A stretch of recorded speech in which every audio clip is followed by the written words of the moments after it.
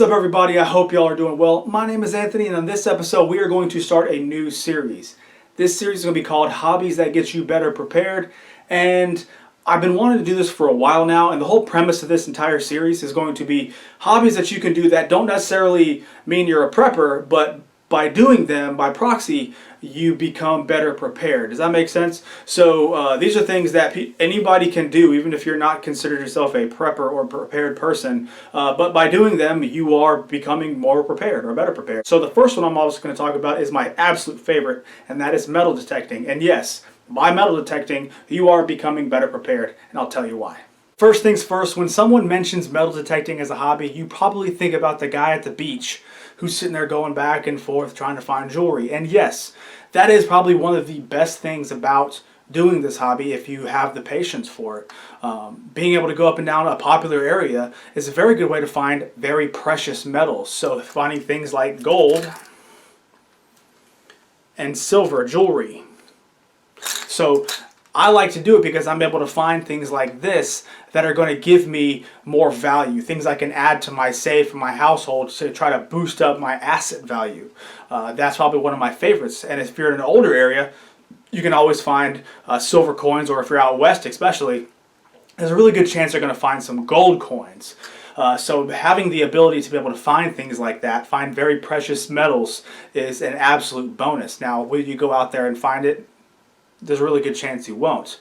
But if you're in the right area, it's only a matter of time, say like a soccer field, a baseball field, the beach, there's a really good chance you're going to find things like gold and silver. It's not just the precious metals you got to think about. There are other things that you can find doing this that actually are very, very valuable to someone who wants to be prepared.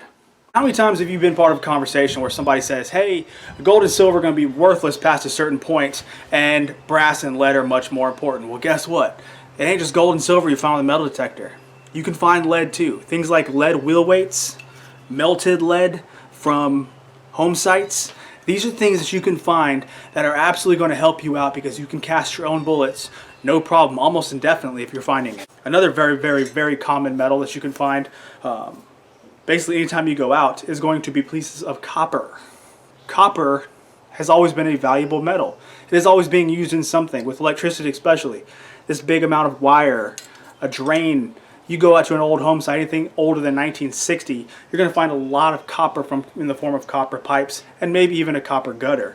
So being able to find copper, not only is it a semi-precious metal worth money, but you can also cast things out of it and make things with it as well. So being able to find metals like this is also very, very important in my opinion. The main question I get all the time is, how do I start doing this? Well, first things first, you're going to have to decide that you're going to want to spend however much money you want to. Entry-level machines can be about $120 to $200. They're not bad, but you're really not going to get very much depth, and the separation's kind of iffy. You're basically going to be doing a lot of guessing on targets. If you want to spend a little bit more than that, about $400, you can get yourself a very good machine. One that is very good at separation. You can tell by the sound what metal's what you're actually going to be digging, and you'll get some pretty good depth so where you can find older things. Especially if you're a huge fan of history like I am, that's kind of what I'm looking for most of the time, is things from history. But a bonus of that is finding obviously semi-precious and precious metals.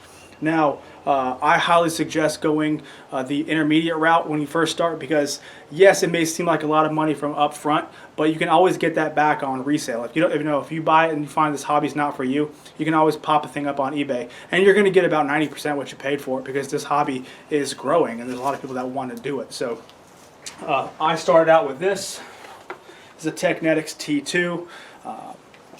Does everything I needed it to do, and it takes 4 AA batteries. You're able to discriminate between iron, brass, copper, silver, that kind of stuff. Silver is a very high conductor, so it's going to be a very high sound.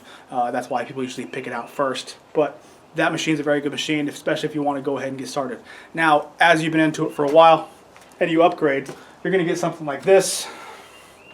This is my this is my MineLab Equinox 800. These things retail for about $900. It's not a very cheap machine, but it's a very, very, very good machine. I can find a lot of stuff with it. It's very deep. It's got very good separation. I can basically do any site.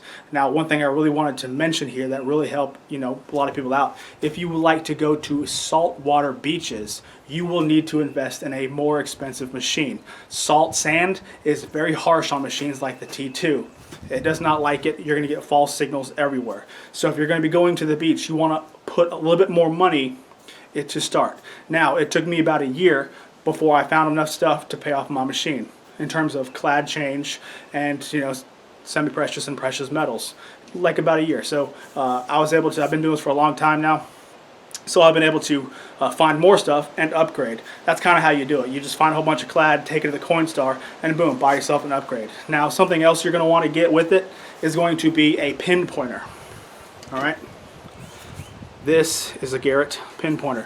Basically, the reason why you want something like this is because whenever you get a signal, you're going to dig a hole. All right, you're not going to know where in the hole that target is, and you're not going to want to run your detector over it because you're going to be sitting there constantly picking out handfuls of dirt and waving them in front of the coil. That's stupid. Get you something like a pinpointer, and when you turn it on, we'll use my ring for example. As it gets close to it, you hear? That's how you know where you're at. So instead of taking handfuls, you can basically pinpoint where you want to get whatever target out. So that I highly suggest if you get a metal detector, you get a pinpointer because it's going to make your life 10,000 times easier. These retail for about $100, $120. I'll go ahead and put a link down below so you can look at it. And finally, you want to make sure that you invest in a quality digger. Yeah, a shovel is fine, but something with a little bit more precise, very sharp, one that you can actually make a nice clean plug. A plug is basically where you cut this much, fold the dirt up, get your target, fold it back down. That way no one can tell you're there, because municipalities, parks don't like it when you leave holes. And don't be that butthole that leaves holes everywhere. So you want to make sure you lift up enough of the sod, get out what you want underneath it, put the sod back down so it doesn't look like you've ever been there. That's the whole point. When you're at the beach, who cares? Go nuts. But if you're on, like a park or something, you want to make it look pretty, because you don't want to have a sign the next time you come back that says no metal detecting, because you dig like ass. So that's why I wanted to go ahead and put that there. This is one of those hobbies that is very, very, very rewarding, and it's addicting, especially whenever you find, a couple bucket listers. Alrighty, that'll about do it for me. If you have any questions about this, if you want me to go in depth any farther, please go ahead and leave me a comment down in the comment section. I've had a lot of questions about this throughout the course of since I've been on YouTube. A lot of people really want to go ahead and get started. They've been asking me for this video, so I hope it answered a lot of your questions. Like I said, if you have anything else, please put it down below. I'll try to help you all out. But with that being said, if you liked my video, please give me a thumbs up, subscribe to my channel if you haven't, and I'll catch y'all later, okay? Bye.